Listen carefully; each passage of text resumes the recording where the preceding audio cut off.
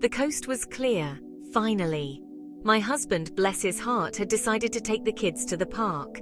It was a Saturday morning miracle, like witnessing a unicorn eating a bagel. This was my chance. Operation Coffee Break was a go. I tiptoed out the back door, my movements a cross between a ninja warrior and a sleepwalking sloth. In my hand, a prize more valuable than gold, a still steaming cup of coffee. My haven? A tiny, forgotten patio table hidden beneath a mountain of dusty gardening supplies. I sank into the rickety chair, the metal groaning in protest. But I didn't care. I closed my eyes, inhaled the coffee-scented air, and for a glorious moment I was alone. No tiny humans demanding snacks. No sticky fingers reaching for my phone. Just me, the birds chirping cheerfully in the trees, and the blissful silence. This, my friends, is what parents crave. Not world domination or a Nobel Prize, though those would be nice too. Just 5 minutes of uninterrupted peace. 5 minutes to sip a hot beverage, gather our scattered thoughts, and remind ourselves that yes, we are capable of adult conversation. 5 minutes to remember who we were before Mummy and Daddy became our primary identities. 5 minutes that feel like a mini vacation. But like all good things, this too was fleeting. Because as I savored the last drop of my coffee, a terrifying sound pierced the tranquility. A blood-curdling shriek followed by the unmistakable crash of plastic toys colliding. My children had returned from the park. Operation Coffee Break had officially failed. Time to resume my regularly scheduled programming of chaos and cuddles. Back in the trenches of parenthood, I decided to attempt a work-from-home strategy I like to call strategic invisibility. The premise is simple. If they can't see you, they can't ask you for things. I know, it's flawed logic. But hey, desperate times call for desperate measures. My weapon of choice? The laundry room. Now, before you picture a spacious haven of fluffy towels and lavender-scented detergent, let me paint you a more accurate picture.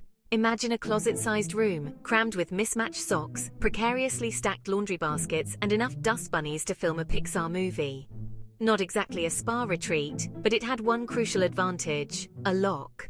I barricaded myself inside, laptop precariously balanced on a pile of unfolded laundry.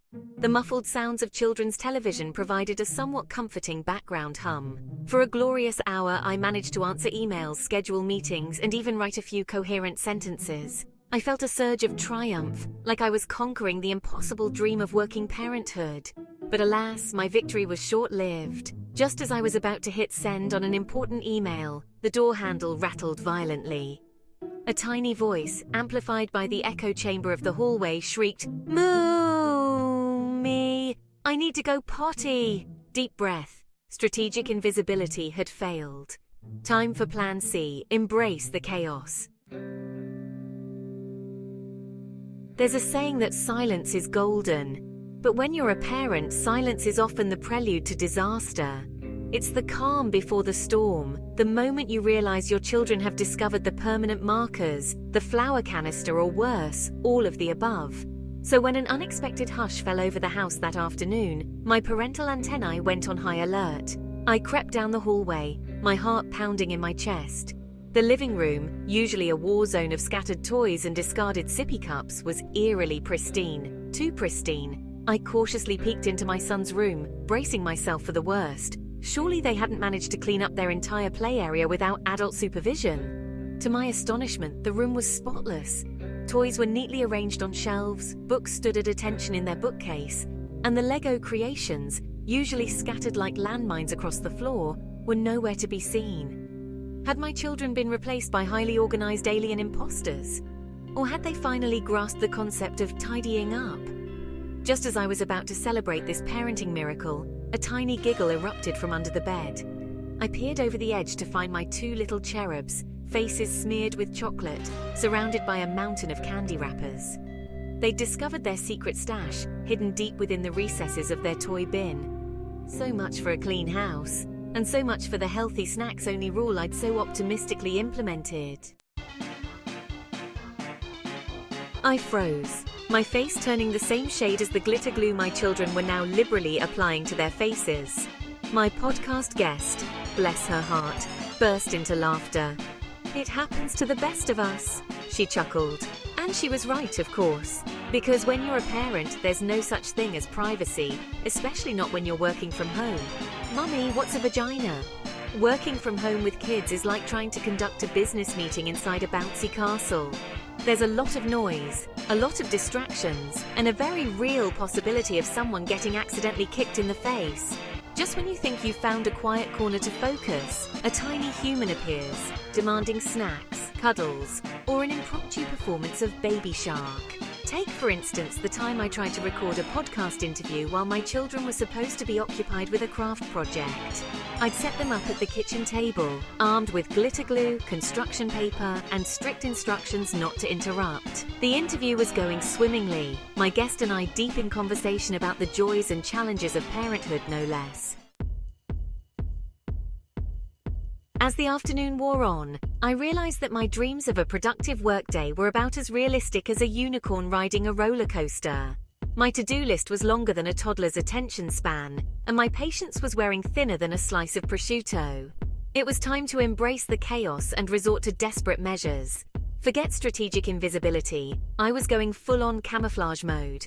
I retreated to my bedroom, armed with my laptop, noise-cancelling headphones, and a family-sized bag of chocolate chips, for emergencies of course.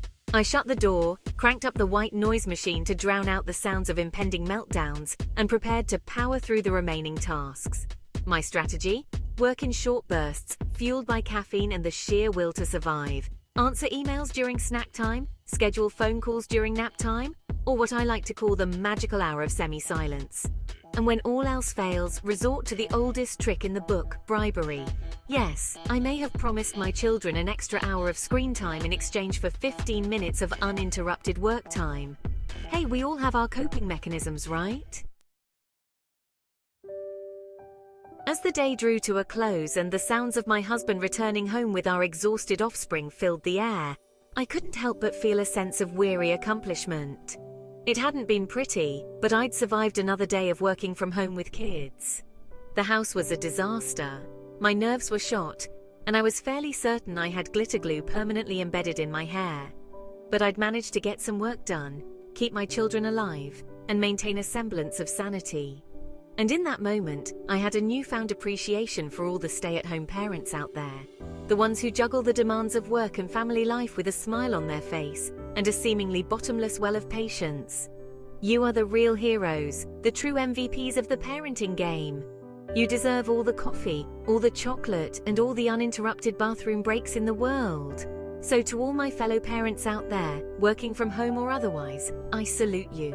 We may not have it all figured out, but we're doing our best, one chaotic, hilarious, and utterly exhausting day at a time. And that, my friends, is something to celebrate.